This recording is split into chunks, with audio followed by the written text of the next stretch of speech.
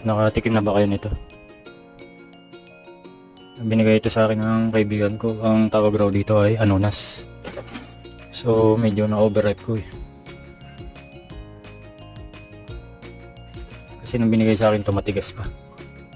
Nakalimutan ko. Ako first time ko rin lang kakain ito. Sa totoo lang.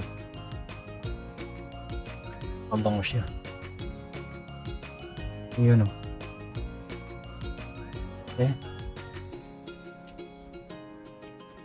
Ang sarap ng lasa. Yun.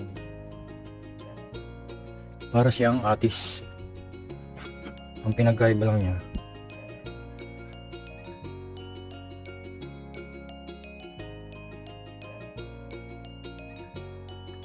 Sarap.